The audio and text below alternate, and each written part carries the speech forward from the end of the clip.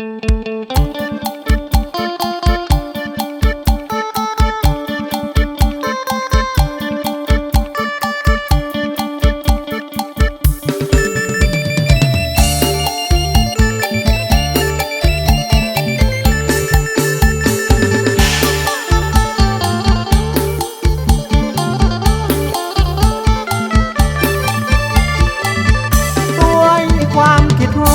กือบักลอยจอดแก้มเสบ้านน้องหากและไม้กองมาหาน้องสาวงามแก้มเส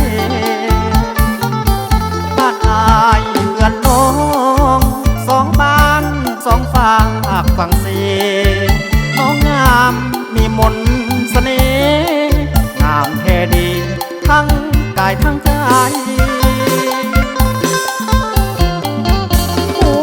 ใจคิดทอดมันอ่อนยิ่งได้มาหาห่วงน้องกันนายามอยู่ไกลตาย่านน้องลืมลาย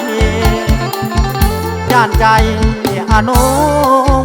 คดโค้งคือสายเสบังไฟอยากเห็นให้อายซ้ำใจเตือนน้องกันดาสัญญาคืนนั้นงานบุญบ้านเจ้าสองคนเฮาเว้า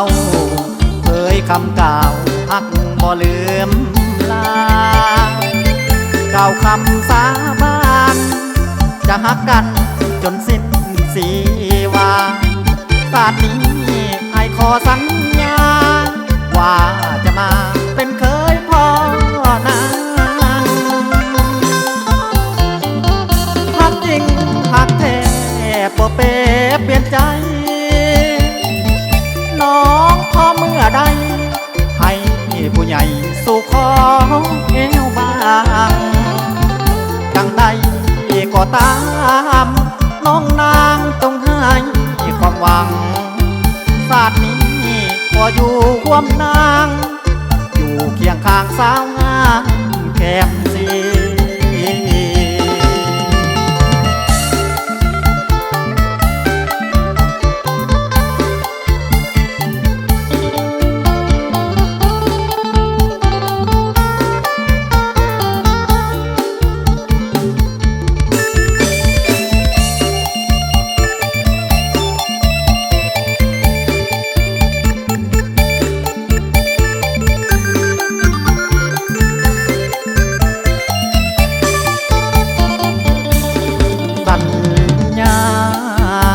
นั้น